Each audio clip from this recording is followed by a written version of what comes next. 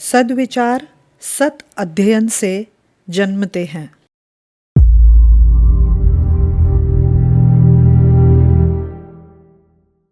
समाज में फैली हुई अंधता, मूढ़ता तथा कुरीतियों का कारण अज्ञान में अंधकार जैसा ही दोष होता है। अंधकार में भ्रम होना स्वाभाविक ही है। जिस प्रकार अंधेरे में वस्तु स्थिति का ठीक ठीक ज्ञान नहीं हो पाता, पास रखी हुई चीज का स्वरूप यथावत दिखाई नहीं देता, उसी प्रकार अज्ञान के दोष से स्थिति, विषय आदि का ठीक आभास नहीं होता। वस्तु स्थिति के ठीक ज्ञान के अभाव में कुछ का कुछ सूझने और होने लगता है।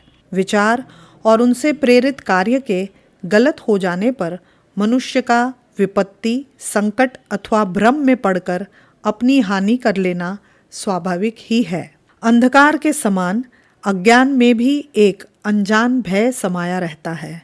रात के अंधकार में रास्ता चलने वालों को दूर के पेड़ पौधे, ठूंठ, स्तूप तथा मील के पत्थर तक चोर, डाकू, भूत प्रेत आदि से दिखाई देने लगते हैं। अंधकार में जब भी जो चीज़ दिखाई देगी वह शंकाजनक ही होगी, विश्वास अथवा उत्साहजनक नहीं। घर में रात के समय पेशाब, शौच आदि के लिए आने जाने वाले अपने माता पिता, बेटे बेटियां तक अंधकाराच्छन्न होने के कारण चोर, डाकू या भूत चुड़ैल जैसे भान होने लगते हैं और कई बार तो लोग उनको पहचान न सकने के कारण टोक उठते हैं या भय से चीख मार बैठते हैं। यद्यपि उनके वे स्वजन पता चलने पर न भूत चुड़ैल अथवा चोर डाकू निकले और न पहचान से पूर्व ही थे, किंतु अंधकार के दोष से वे भय एवं शंका के विषय बने। भय का निवास वास्तव में न तो अंधकार में होता है और न वस्तु में। उसका निवास होता है उस अज्ञान में जो अंधेरे के कारण वस्तु स्थिति का ज्ञान नहीं होने देता। ज्ञान के अभाव में जनसाधारण भ्रांतिपूर्ण एवं निराधार बातों को उसी प्रकार समझ लेता है जिस प्रकार हिरण मरुमरीचिका में जल का विश्वास कर लेता है और निरर्थक ही उसके पीछे दौड़ दौड़ कर जान तक गंवा देता है। अज्ञान का परिणाम बड़ा ही अनर्थकारी होता है। अज्ञान के कारण ही समाज में अनेकों अंधविश्वास फैल जाते हैं। स्वार्थी लोग किसी अंध परंपरा को चलाकर जनता में यह भय उत्पन्न कर देते हैं कि यदि वे उक्त परंपरा अथवा प्रथा को नहीं मानेंगे तो उन्हें पाप लगेगा, जिसके फलस्वरूप उन्हें लोक में अनर्थ और परलोक में दुर्गति का भागी बनना पड़ेगा। अज्ञानी लोग भय से प्रीति होने के सिद्धांतानुसार उक्त प्रथा परंपरा में विश्वास एवं आस्था करने लगते हैं और तब उसकी हानि देखते हुए भी अज्ञान एवं आशंका के कारण उसे छोड़ने को तैयार नहीं होते। मनुष्य आंखों देखी हानि अथवा संकट से उतना नहीं डरता जितना कि अनागत आशंका से। अज्ञानजन्य भ्रम जंजाल में फंसे हुए मनुष्य का दीन दुखी रहना स्वाभाविक ही है। यही कारण है कि ऋषियों ने तमसो मां ज्योतिर्गमय का संदेश देते हुए मनुष्य को अज्ञान की यातना से निकलने के लिए ज्ञान प्राप्ति का पुरुषार्थ करने के लिए कहा है। भारत का अध्यात्म दर्शन ज्ञान प्राप्ति के उपायों का प्रतिपादक है। अज्ञानी व्यक्ति को शास्त्रकारों ने अंधे की उपमा दी है। जिस प्रकार बाह्य नेत्रों के नष्ट हो जाने से मनुष्य भौतिक जगत का स्वरूप जानने में असमर्थ रहता है, उसी प्रकार ज्ञान के अभाव में बौद्धिक अथवा विचार जगत की निर्भ्रांत जानकारी नहीं हो पाती। बाह्य जगत के समान मनुष्य का एक आत्मिक जगत भी है जो कि ज्ञान के अभाव में वैसे ही तमसाच्छन्न रहता है जैसे आँखों के अभाव में यह संसार। अंधकार से प्रकाश और अज्ञान से ज्ञान की ओर जाने में मनुष्य का प्रमुख पुरुषार्थ माना गया है। जिस प्रकार आलस्यवश दीपक न जलाकर अंधकार में पड़े रहने वाले व्यक्ति को मूर्ख कहा जाएगा, उसी प्रकार प्रमादवश अज्ञान दूर कर ज्ञान न पाने के लिए प्रयत्न न करने वाले को भी मूर्ख ही कहा जाएगा। भारतवर्ष की महिमामयी संस्कृति अपने अनुयायियों को विवेकशील बनने का संदेश देती है, मूढ़ अथवा अंधविश्वासी नहीं। ज्ञानवान अथवा विवेकशील बनने के लिए मनुष्य को अपने मन मस्तिष्क को साफ सुथरा बनाना होगा, उनका परिष्कार करना होगा। जिस खेत में कंकड़ पत्थर तथा खरपतवार भरा होगा, उसमें अन्न के दाने कभी भी अंकुरित नहीं हो सकते। वे तब ही अंकुरित होंगे जब खेत से झाड़ झंखाड़ और कूड़ा करकट साफ करके दाने बोए जाएंगे। उसी प्रकार मनुष्य में ज्ञान के बीज तब तक जड़ नहीं पकड़ सकते जब तक कि मानसिक एवं नैतिक धरातल उपयुक्त न बना लिया जाएगा। हमारे मन मस्तिष्क में इसी जन्म की ही नहीं, जन्म जन्मांतरों की विकृतियां भरी रहती है। न जाने कितने कुविचार, कुवृत्तियां एवं कुमान्यताएं हमारे मन मस्तिष्क को घेरे रहती है। ज्ञान पाने अथवा विवेक जागृत करने के लिए आवश्यक है कि पहले हम अपने विचारों एवं संस्कारों को परिष्कृत करें। विचार एवं संस्कार परिष्करण के अभाव में ज्ञान के लिए की हुई साधना निष्फल ही चली जाएगी। विचार परिष्कार का अमोघ उपाय अध्ययन एवं सत्संग को ही बताया गया है। विचारों में संक्रमण एवं ग्रहणशीलता रहती है।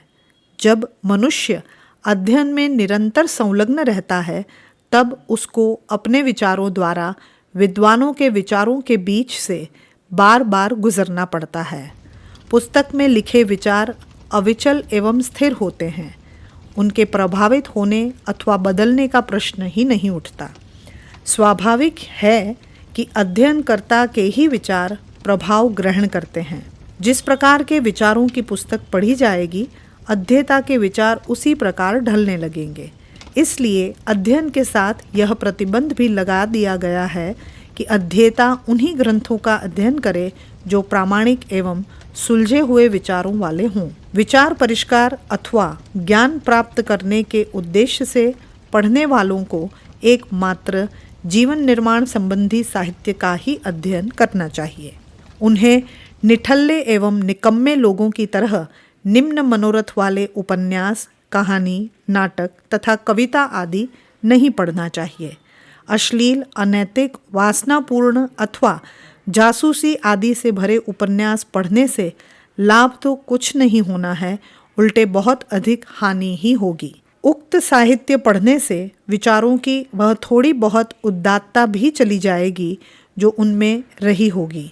अध्ययन का तात्पर्य सत्यम, शिवम एवं सुंदरम साहित्य पढ़ने से है। सद्विचारों तथा सदुद्देश्यों से पूर्ण साहित्य ही पढ़ने योग्य होता है। वेद, शास्त्र, गीता, उपनिषद, आध्यात्मिक एवं धार्मिक साहित्य ही ऐसा साहित्य हो सकता है जो अध्ययन के प्रयोजन को पूरा कर सकता है। इसके विपरीत अनुपयुक्त एवं अवांछनीय साहित्य का पठन पाठन विचारों को इस सीमा तक दूषित कर देगा कि फिर उनका पूर्ण परिष्कार एक समस्या बन जाएगा। आत्मोद्धारक ज्ञान प्राप्त करने के जिज्ञासु व्यक्तियों को तो सत साहित्य के सिवाय अवांछनीय साहित्य को हाथ भी न लगाना चाहिए। सच्ची बात तो यह है कि अयुक्त, अवांछनीय एवं निम्न मनोरंजनार्थ किए गए लिपि लेखन को साहित्य कहा ही नहीं जाना चाहिए। यह तो साहित्य के नाम पर लिखा गया कूड़ा करकट होता है, जिसे समाज के हित अहित से मतलब न रखने वाले कुछ स्वार्थी लेखक उसी प्रकार लिखकर पैसा कमाते हैं जिस प्रकार कोई भ्रष्टाचारी खाने पीने की चीज़ों में अवांछनीय चीज़ें मिलाकर लाभ कमाते हैं। व्यावसायिक भ्रष्टाचारी जहाँ राष्ट्र का शारीरिक स्वास्थ्य नष्ट करते हैं, वहाँ अशिव लेखक राष्ट्र का मानसिक, बौद्धिक तथा आत्मिक स्वास्थ्य नष्ट करते हैं। मनुष्य की चारित्रिक अथवा आध्यात्मिक क्षति शारीरिक क्षति की अपेक्षा कहीं अधिक भयंकर एवं असहनीय होती है। सत्संग से भी इसी उद्देश्य की पूर्ति होती है जो अध्ययन से है। विद्वान एवं संत जनों के प्रत्यक्ष संपर्क में आने से उनको सुनने तथा समझने एवं अनुकरण करने का अवसर मिलता है, जिससे विचार परिष्कार की प्रक्रिया और शीघ्र प्रारंभ हो जाती है। किंतु आज के समय में प्रामाणिक एवं श्रेष्ठ संत पुरुषों का अभाव ही दिखता है। ऐसे महामानव मिलना सहज नहीं, जिनके विचार तेजस्वी एवं सार्थक हों, जिनका व्यक्तित्व निष्कलंक और आचरण आदर्शपूर्ण हो। हाँ, बकने झकने और प्रवचन करने वाले विद्वान जगह जगह मिल जाएंगे, जिनके कथन में न तो कोई सत्य अथवा सार होगा और जो बिना सिर पैर के उपदेशों से जनता को पथ भ्रांत करके अपना स्वार्थ सिद्ध करते हैं। ऐसे तथाकथित संतों के समागम से तो लाभ के स्थान पर हानि ही अधिक हो सकती है। कहीं किन्हीं दूर प्रदेशों में कोई सच्चे संतजन रहते भी हों जो सद्ज्ञान एवं जीवन निर्माण की सही शिक्षा दे सकते हों, तो सबका जल्दी जल्दी उनके पास पहुंच सकना संभव नहीं। आज के व्यस्त एवं विपन्न जीवन में इतना धन एवं समय किसके पास हो सकता है जो दूरस्थ महापुरुषों के पास जाकर काफ़ी समय तक रह सके और सत्संग का लाभ उठा सके।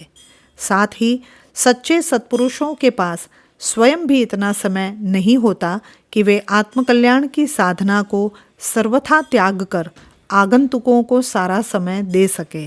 इस प्रकार साक्षात सत्संग की संभावनाएं एवं अवसर आज नहीं के बराबर ही रह गए हैं। मनुष्य के लिए विचार परिष्कार एवं ज्ञानोपार्जन के लिए यदि कोई मार्ग रह जाता है तो वो अध्ययन ही है। पुस्तकों के माध्यम से किसी भी सत्पुरुष, विद्वान अथवा महापुरुष के विचारों के संपर्क में आया और लाभ उठाया जा सकता है। सत्संग का तात्पर्य वस्तुतः विचार संपर्क है, जो उसको पुस्तकों से सहज ही प्राप्त किया जा सकता है। जीवन का अंधकार दूर करना और प्रकाशपूर्ण स्थिति पाकर निर्द्वंद एवं निर्भय रहना यदि वांछित है तो समयानुसार अध्ययन में निमग्न रहना ही नितांत आवश्यक है। अध्ययन के बिना विचार परिष्कार नहीं, विचार परिष्कार के बिना ज्ञान नहीं, और जहाँ ज्ञान नहीं वहाँ अंधकार होना स्वाभाविक ही है। और अंधेरा जीवन शारीरिक, मानसिक तथा आध्यात्मिक तीनों प्रकार के भयों को उत्पन्न करने वाला है, जिससे अज्ञानी न केवल इस जन्म में बल्कि जन्म जन्मांतरों तक, जब तक कि वह ज्ञान का आलोक नहीं पा लेता, त्रिविध तापों की यातना सहता रहेगा। जीवनोद्धार के उपायों में विचारशील होना आवश्यक है। ज्ञान विचारशीलता का उद्गम है। आत्मवान व्यक्ति को इसे ग्रहण कर भौतिक अज्ञानता यातना से मुक्त होना ही चाहिए। पुस्तक विचारों की अपार और अद्भुत शक्ति। लेखक पंडित श्री राम शर्मा आचार्य। अगर आपको हमारी यह वीडियो पसंद आई हो तो इसे लाइक करें, कमेंट और शेयर करें और हमारे YouTube चैनल ऋषि चिंतन को सब्सक्राइब भी कर लें। साथ ही बेल आइकन को भी दबाएं ताकि आपको आने वाले सभी वीडियोस की नोटिफिकेशंस मिलती रहे। धन्यवाद।